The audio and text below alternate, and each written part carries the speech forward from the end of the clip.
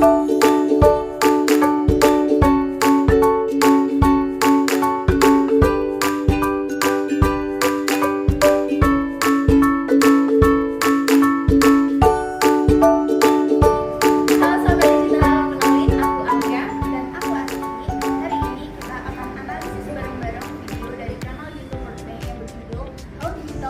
Services Help Local Community in Indonesia guna memenuhi tugas UTS mata kuliah finansial teknologi yang diampu oleh Ibu Happy Sista Devi MM. Bayangkan sebuah perahu mendarat membawa hasil laut terbaik. Transaksi pun terjadi, tapi bukan lagi dengan tumpukan uang tunai, melainkan hanya dengan sekali tap di ponsel.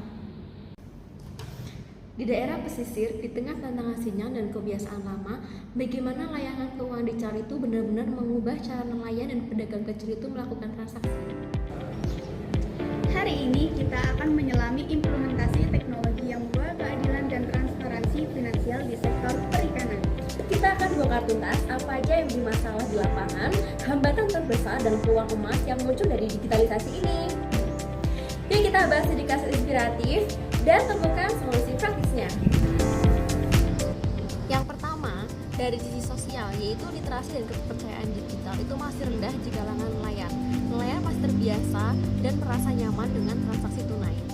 Terus yang kedua, dari sisi teknologi, masalah utamanya yaitu konektivitas internet yang nggak merata, khususnya di area penangkapan ikan itu atau yang ada di pulau terpencil. Lalu juga keterbatasan perangkat keras, di mana tidak semua nelayan itu memiliki smartphone yang memadai untuk menjalankan aplikasi pembayaran atau terbiasa menggunakannya. Selanjutnya, ada dari sisi ekonomi. Manajemen kas yang buruk dan kurangnya transparansi pembukuan para pedagang, seperti keluhan Pak Ismail tentang uang tunai yang habisnya itu nggak ketahuan. Nah, kalau dari sisi regulasi, tantangan dan hambatan ada di perlindungan konsumen yang masih rentan, pengguna baru masih belum paham risiko keamanan digital, serta standarisasi layanan antar berbagai media e-wallet atau kris. Tapi di balik hambatan dari permasalahan tadi, ada banyak peluang besarnya. Misalnya dari aspek sosial, yaitu peningkatan kualitas hidup melalui kemudahan akses layanan digital. Misalnya pembelian pulsa listrik dan juga token PLN 24 jam. Lalu dari sisi teknologi, yaitu pengembangan aplikasi lokal yang seamless dan intuitif yang dirancang khusus untuk skema transaksi perikanan. Dan pemanfaatan teknologi open first untuk merekam transaksi yang tersinkronisasi saat sinyal tersedia. Lalu dari sisi ekonomi, berpeluang adanya efisiensi dan transparansi transaksi yang terotomatisasi, mengurangi kebocoran dana dan mempermudah perhitungan laba rugi. Lalu dari sisi regulasinya, ada dukungan kebijakan inklusi keuangan dari Bank Indonesia dan Otoritas Jasa Keuangan atau OJK, serta penyederhanaan, perizinan, dan regulasi Know Your Customer untuk agen LKD di daerah terpencil. Nah, gimana solusinya biar layanan ini tuh benar-benar efektif ya? Solusi yang pertama, dari permasalahan literasi dan perubahan perilaku, menurut teori difusi inovasi, kita perlu memanfaatkan early adopters seperti Pak Ismail sebagai agen perubahan untuk menargetkan mayoritas nelayan. Lalu secara praktis, ada edukasi peer-to-peer atau dari rekan ke rekan dengan mengadakan lokarya atau pelatihan rutin di sentra perikanan. Solusi yang kedua, dari permasalahan konektivitas dan keterbatasan perangkat, terdapat teori appropriate teknologi yang mengimplementasikan solusi teknologi yang disesuaikan dengan infrastruktur dan kapabilitas lokal.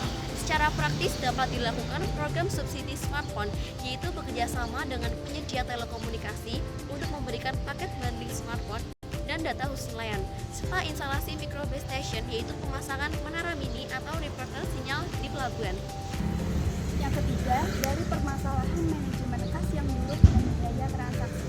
Dengan prinsip akuntansi sederhana, yaitu memastikan sistem pembayaran digital secara otomatis. Dan secara praktisnya, integrasi e-payment dengan basic budgeting, yaitu aplikasi digital yang harus memiliki fitur untuk memisahkan dan mengkategorikan transaksi, sehingga masalah kebocoran kas seperti yang dialami Pak Ismail dapat dicegah. Lalu yang keempat, dari permasalahan regulasi perlindungan konsumen dan kepatuhan. Ada prinsip proportional regulation, yaitu regulasi yang harus proporsional dan tidak memberatkan usaha mikro. Praktisnya, regulator seperti OJK dan Bank Indonesia dapat memberikan materi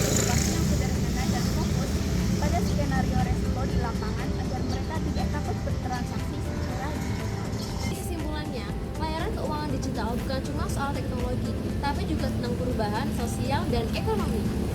Kalau edukasi, regulasi, dan teknologi berjalan bersama, Indonesia bisa mempunyai sistem keuangan yang lebih inklusif dan berkelanjutan. Terima kasih sudah menonton. Jangan lupa, masa depan finansial yang inklusif itu dimulai dari kita. Dadah. Ya, apa?